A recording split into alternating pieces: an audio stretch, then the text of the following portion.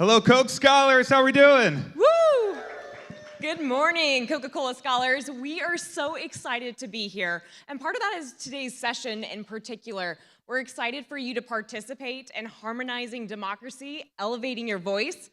You know, it's just really incredible that I get to share the stage with Steven. So as you heard, he's a democracy reformer, TV commentator. He's the founder of the Millennial Action Project. He's a former US Senate candidate. And with all that being said, Steven, I know we have a lot to get to. I'm gonna ask our team members in the back to make sure that we have the time on the screen so I don't lose track, because I know I'm gonna pepper you with several questions. We have talked previously, and to kind of give you a good rundown, we were gonna spend 25 minutes of us talking and then open it up for questions for everyone to be able to participate. The cool thing is, Steven and I have been able to get to know each other a little bit more through our days before this conference. And one of the really neat things I've really enjoyed is you are very mindful when it comes to just being intentional about the future of politics. And so I'd love for us to just start out by talking about, you really say it's important to be able to elevate your voice, not only for our country, but for our family. And so I would like to know, what does that mean for the future of politics from your vision? Wow, well, thank you. Thank you, Caitlin. Thanks to Coke Scholars. Thanks to everyone for putting this together. And I love that we've had this theme of mindfulness during the conference. And I loved yesterday, not only because I got to go to bed thinking in my head, Victor. Yes. But also, shout out to Victor. Jane Hopkins. And Shane Hopkins. But also, that's my new mantra. But also, because I believe as we engage in a highly contentious, polarized, and divisive political system, it helps a lot to do the internal work first, to really reflect on who are we as people, what do we believe, what are our core principles. Because the one thing I've seen being in the political arena is that if you haven't done that internal work first, it's very easy to lose your soul in the process. And that's where you see some of the more hateful rhetoric coming out, because it's incentivized, it's promoted by a multi-billion-dollar politics industry, and we want to fight against that system. And I think centering yourself as you move into this space is very important. And as we think about where we are now and where we hope to go in the future, it's my hope that we can cultivate a culture of bridge building. Bridge building not just in our democracy, but also bridge building sometimes within our own families, within our own friend groups. Raise your hand if you have had difficulty bridging divides politically with a member of your family or with your friend circle. Wow. Me too. So this is on the minds of a lot of people. And, you know, yesterday, Dr. Santos was talking about the connection between working out in the gym and working out reps for your mind to stay focused. I want to add a third frame to that, which is we need to work out our bridge building skills, which I know we'll talk more about. But this is not some kind of kumbaya stuff where you sit around the campfire. This is hard. One of my mentors has this great line. He says, bridge building is not rocket science. It's much harder. So. I love that. And I think that leads into the most perfect thing of the transition would be being the founder of MAP, which is the Millennial Action Project. It has really an audacious mission, and it's really to bring together both parties, the Republican Party and the Democratic Party, to be able to put aside more of just their overall issues, to be able to focus on the principles, to be able to help constituents. And so I would like to be able to start out, you started this nonprofit in 2013. What has it been like? What originally motivated you to even start this? Well, I grew up in Wisconsin, and so I was seeing some of the political divides up close. We, by some measures, are the most polarized state in the country. Some people call us a purple state, but we're really just a collection of red and blue that don't talk to each other.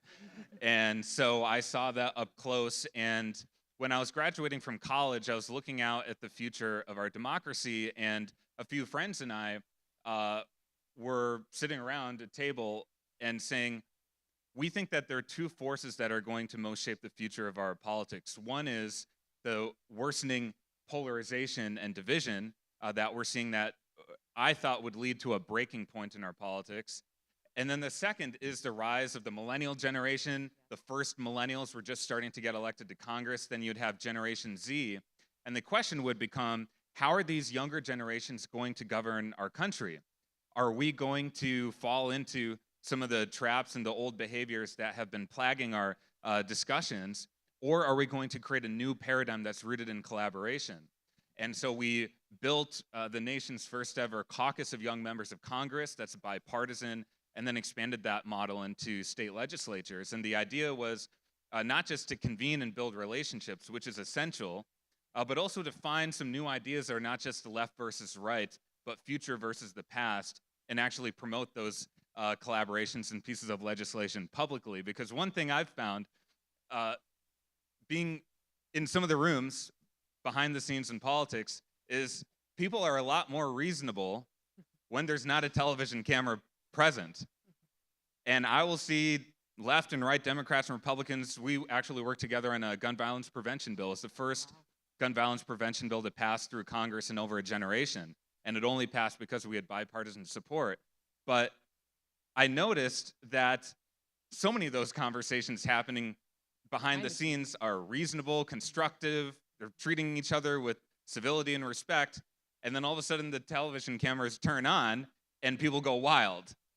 So what does that mean? It means that the incentives are wrong, that it's too profitable to speak in that way, and those are the incentives we need to change. And you have a huge focus on leadership during that caucus. So talk to me a little bit about how do you emphasize leadership when it comes to the new generation of Gen Z and millennials to be able to come together. And you talk about a big focus of not saying you're a part of one party or the other. We are all in this together. What does that mean? Yes, well, one thing that's very promising about the younger members we're seeing in the younger generation in general is that there's much more of a focus on issue as opposed to party. And I like to call our generation the Olikara generation because we're not afraid to pick and choose views, even if it doesn't always fit neatly into a box. The problem that happens then is that we're being forced into these boxes as members of our generation want to get into office. And so we do have a lot of leadership training programs, and a lot of that is what we were talking about earlier, which is centering your philosophy of leadership as you get into office.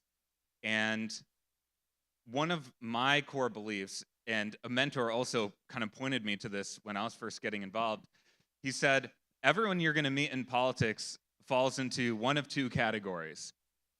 People who want to be something and people who want to do something. And unfortunately, the number of people who are in the latter category is much fewer than the former.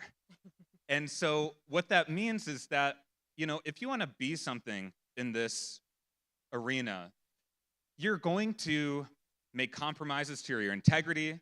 You can rationalize a lot in your mind in order to accumulate more power.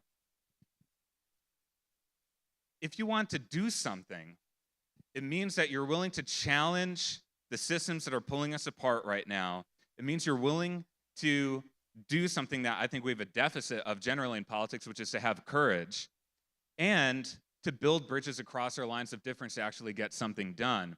And because that's not always politically incentivized, that is only people who want to truly do something, who have a cause that's larger than themselves, are willing to do that. And so our goal with all the programs we have is to inspire and activate these young leaders to want to do something positive in politics. And you've already talked about the political climate, very divisive when it comes to just also dehumanizing a lot of different scenarios that we see, whether it's in the media, on social media, or just family conversations. So share with me from your lens, is there a way to be able to have that active listening where you're truly all in, meaning you're open and outward to be able to hear the facts and the thoughts from someone else, but also differ from that person, but still be present and okay that that you guys maybe don't see the same things? Yeah, absolutely. Well, first, I think we need to just reframe how we talk about these bridge building conversations, because I think too often it's like a super negative thing, like, oh, I have to be in the room with this person or have this conversation. It's such a drag. And I just want to reframe that for a second here, because I think, for one, there are a lot of benefits to having these conversations. One is that you have the chance to potentially reunite and rekindle a very enriching relationship that you have perhaps with a friend or a family member. The second thing is, and we're all Coke scholars, we love doing this, learning. We love learning new things. And that's another benefit from doing this. Another thing is, this is like debate 101. The number one way to sharpen your own argument is to understand what other perspectives are. So that's important. And then perhaps most profoundly, in a diverse democracy, you have to build diverse coalitions if you're going to create real change. If you're only hanging in your echo chamber, it may feel good, but you're not moving the needle on an issue. And there's even some new psychological research that's come out recently that shows that there are personal well-being benefits to having these conversations, because it weighs on your conscience when you hate people all the time. But if you offer that sort of grace and gratitude and forgiveness, it gives you a higher sense of well-being. So those are reasons to do this. And in terms of the how here, I use jazz and music as a metaphor. I was not a political person when I was growing up at all. My parents are immigrants from India. They would have much preferred me to go down a different career track, that's for sure. But my first passion in life was music. I played in every kind of band you can imagine. I picked up the guitar and drums when I was in elementary school. Initially, I played in a rock band, but then that moved into jazz. I had a 70s funk band that would cover James Brown. I had a hip-hop band that kind of sounded like The Roots. And I even had a Jewish klezmer band, if anyone knows what that is. So there we go. I got some claps here. And the thing that was so powerful about playing in these different genres of music is how it tapped into these different cultures, and how the best kinds of music we would create is when we would create spaces where everyone's life stories is invited and embraced. Mm-hmm. When we're invited to be fully present with each other. Jazz in particular, I think, is a great expression of democracy, because you literally cannot play unless you're listening to other people. It is an improvised art form, and I kind of break it down into three skills, three things that you can sort of take away from jazz to be a jazz artist, even if you're not a jazz musician. One is the power of improvisation, which means being fully present in conversations. The second is the skill of listening.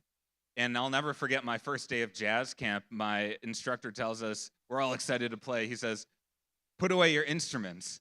And we're like, "Come on, we want to play. What are you saying?" And he goes, "No, you have to listen before you can play. And we're going to listen to the jazz greats today." And then the third thing is that jazz is a call and response art form, in the same way that democracy at its best should be a call and response political system. Now, unfortunately, obviously we've got into more of a call and shut down culture. But the idea of call and response is that you are having real, authentic human conversations. And in many ways, that kind of spirit that I saw in my jazz combos was exactly the spirit I was looking for in our political discourse. And so I think if we keep those three things in mind, we can show up as jazz musicians every day and inspire more inclusive conversations. Especially in politics. And that's a beautiful thing, because Stephen was actually featured in a documentary film called The Reunited States. And the cool thing about that too is it highlighted and it featured your band, and in it you really got to see Stephen engage with some different team members, I would say, that who have a different mindset of thinking outside of the box, a little bit different than yourself. And I think in that moment too, one of his band members suggest a different type of chorus using a different type of instrument. And I think from your methodical look that was in your head, you were like, huh, interesting. Like, didn't think of it through that type of lens, but you guys tried it as a team, and it was really in that moment that it actually created something even more beautiful and so much more powerful, which translates into politics, like you just said. So I was hoping that you can share kind of from a lens of how do you take music in your conversations when it's relating to politics and be able to marry the two?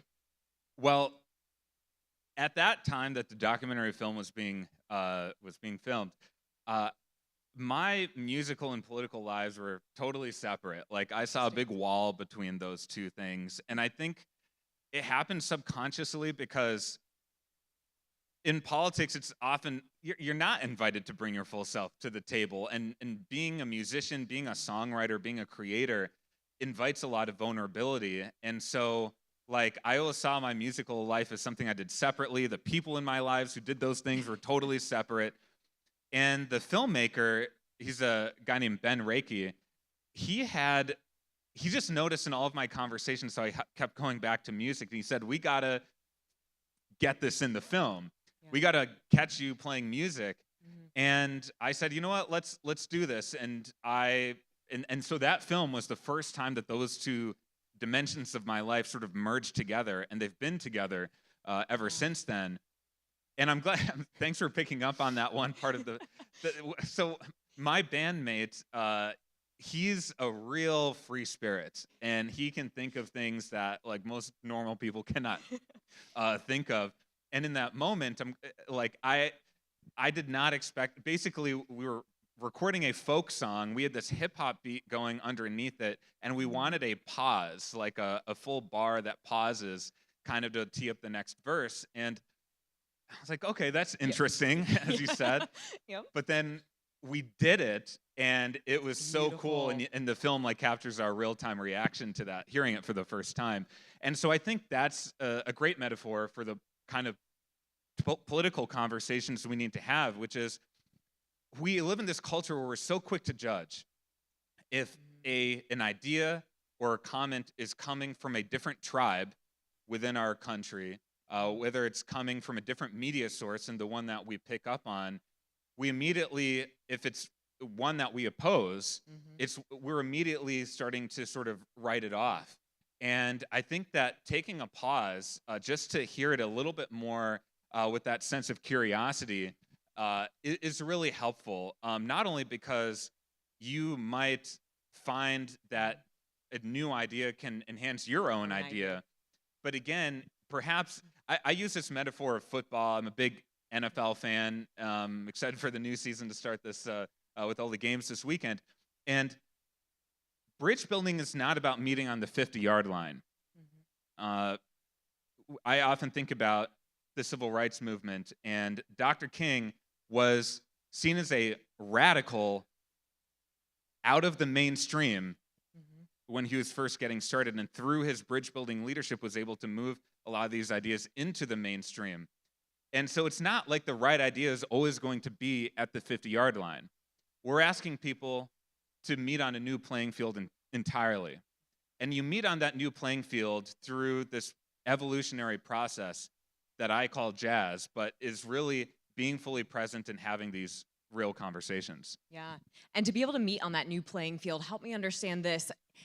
If you're actively listening and you're having those conversations, maybe not in front of the television, news, media team members, but having those behind the scenes and really talking about the issues and how this impacts constituents, have you actually seen a difference of getting action and executing on deliverables to be able to change policy?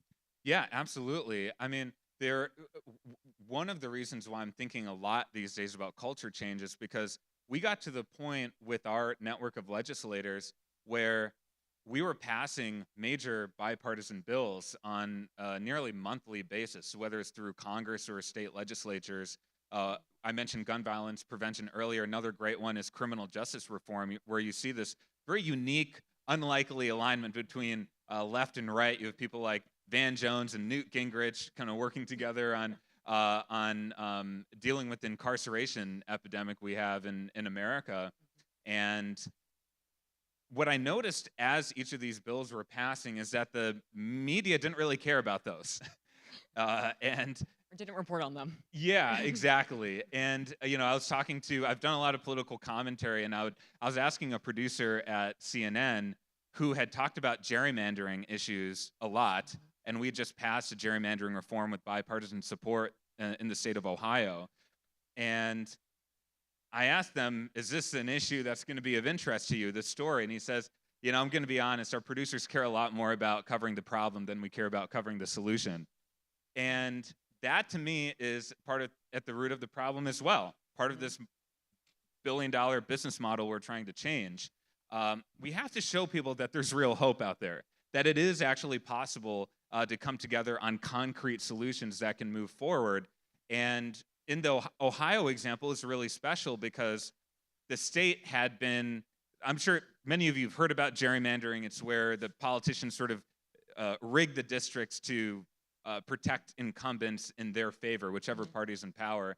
And in Ohio, it just so happened that Republicans were in power and they had gerrymandered in their favor. But our Republican co-chair, who at the time was a state senator, said, I believe that we should win elections because we have the best ideas and the best candidates, not because we're cheating our voters. And we're able to build that argument and get left and right together and actually pass it. And, you know, to me, those are the kinds of stories where, again, it's not the 50-yard line. It's we had real conversations that were built in trust and respect and met on this new playing field and successfully transformed the politics of that issue, where people initially said, oh, that's cute, you want to try and do that, to where it passed with 75% support.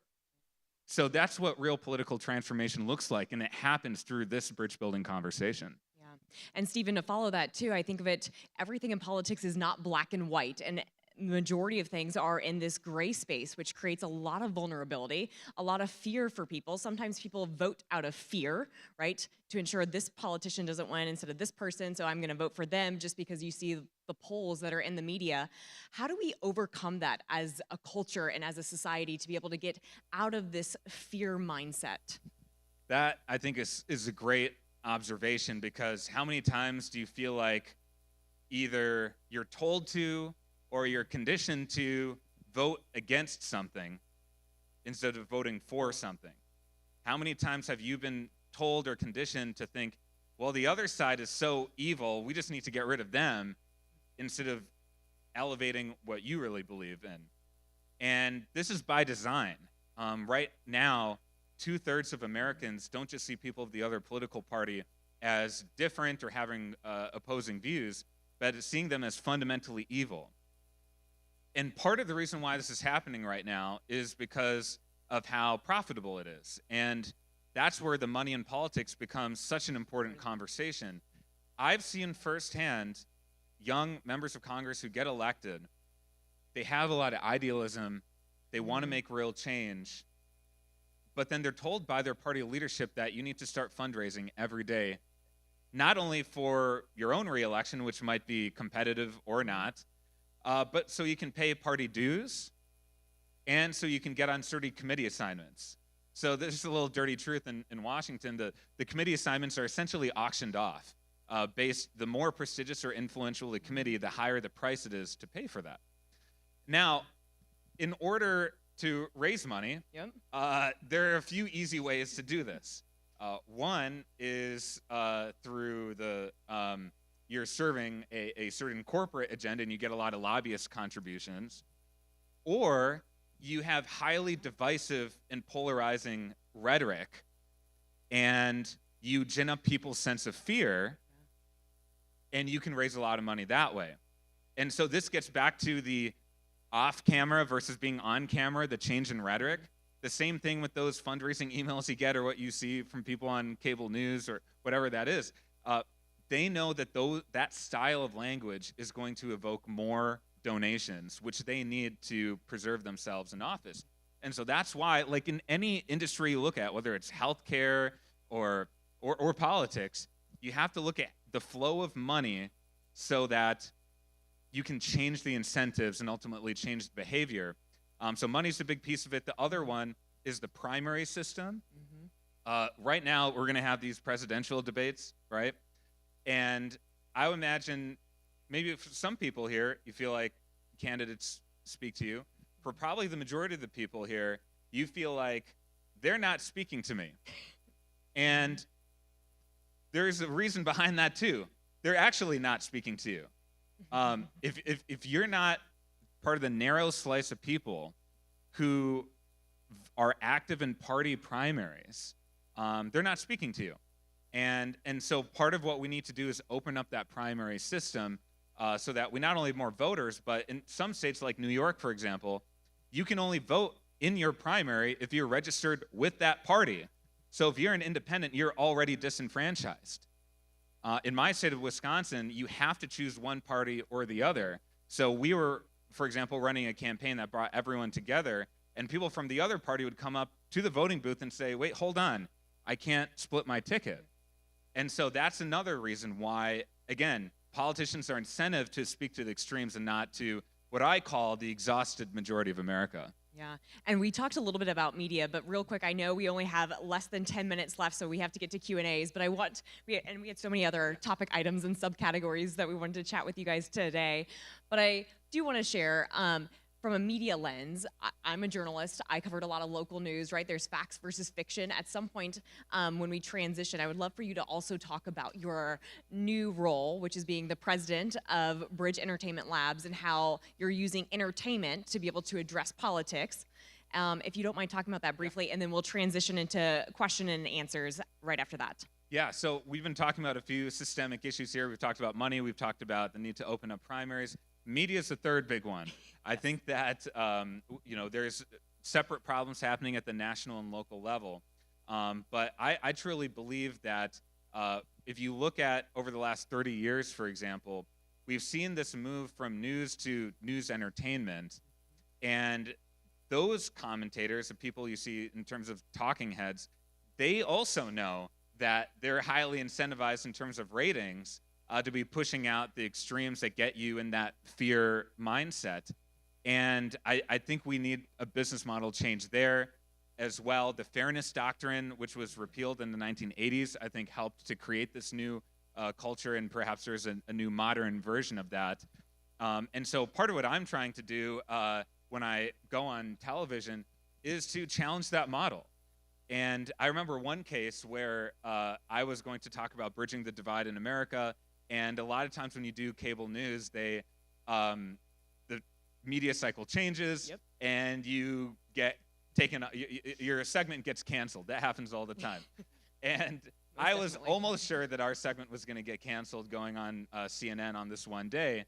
And I was like, oh, darn, I was really excited to talk about this.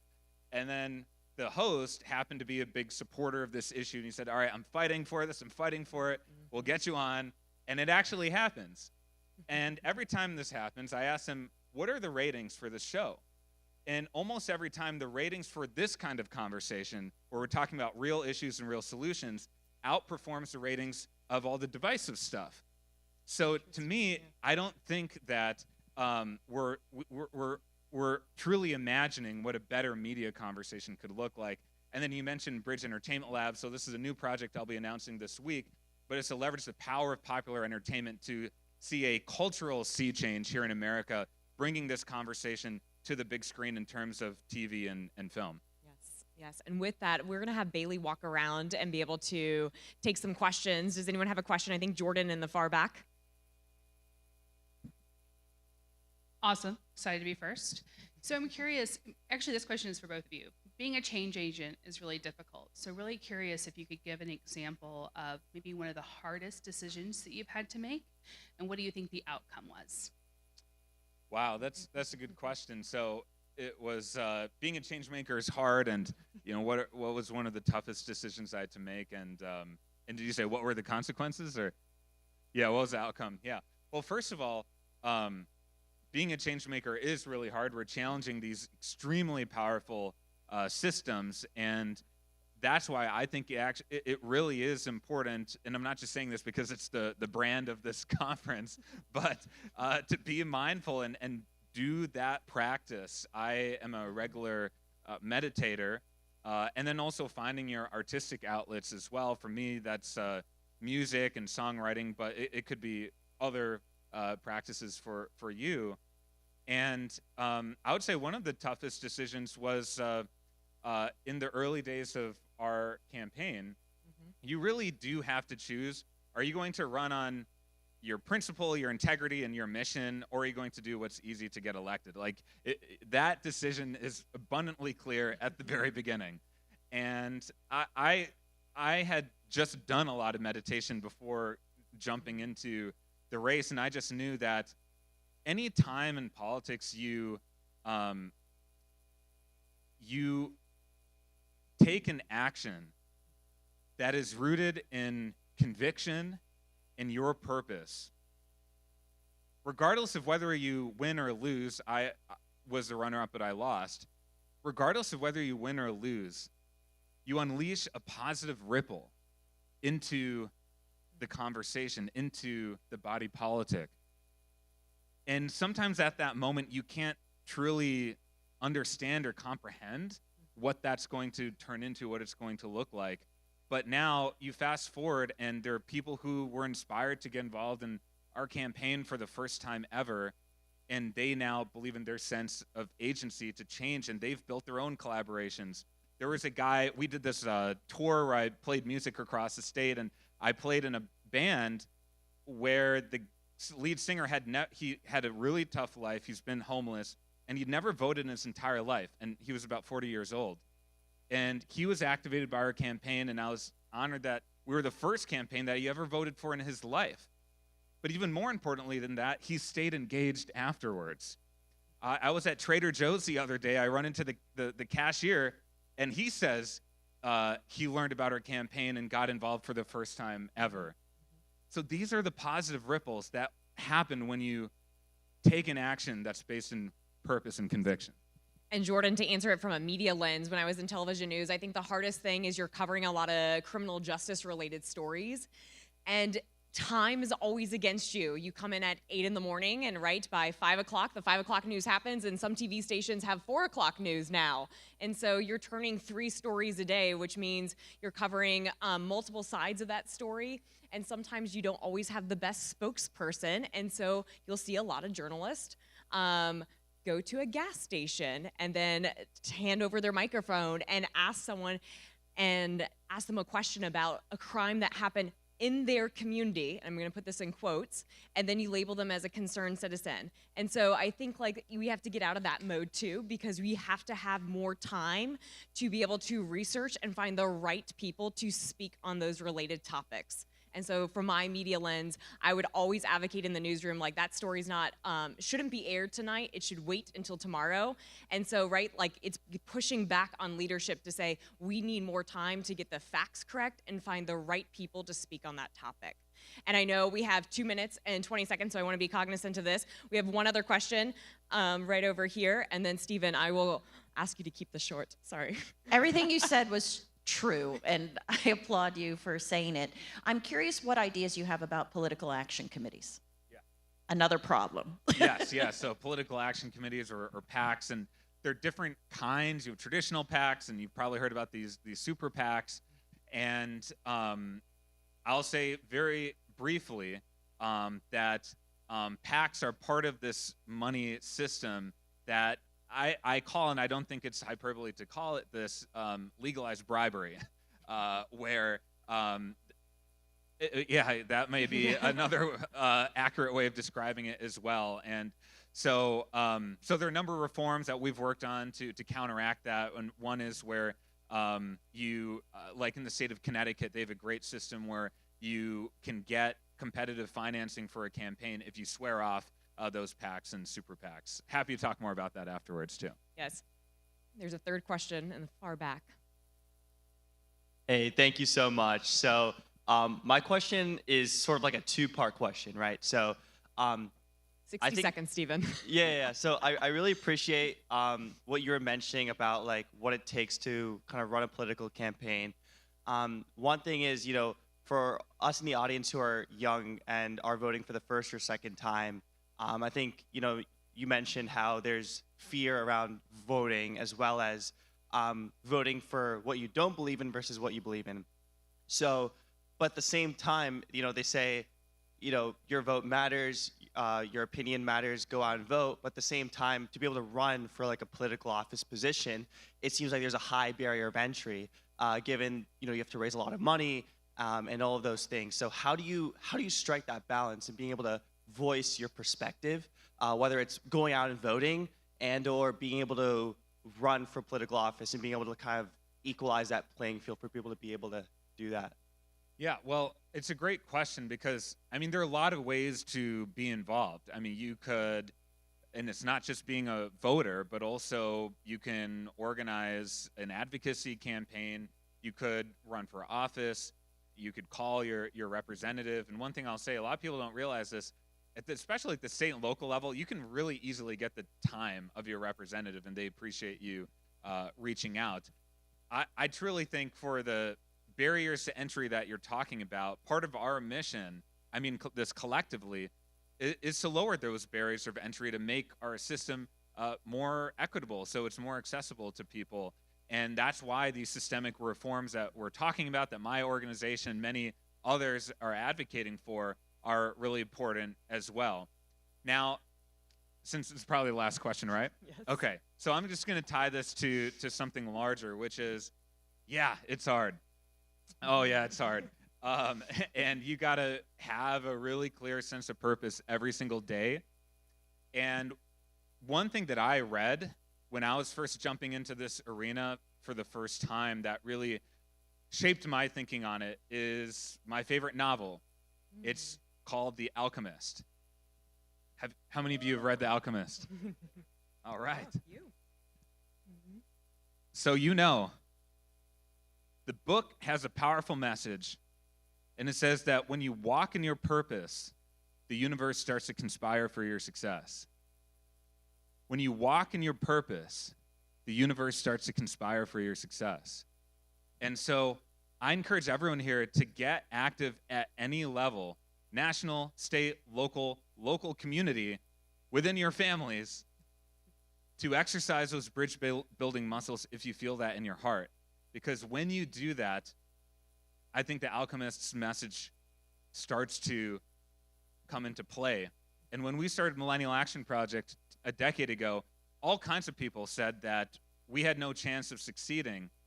And then you fast forward 10 years, and all of a sudden, we just celebrated our 10-year anniversary recently. And we have 2,000 legislators who signed up for this. We've passed hundreds of bills. And most importantly, there are so many people who've gotten off the sidelines and said, I want to be involved in a constructive way. And so in your own ways, think about how you can unleash your magic. I love it.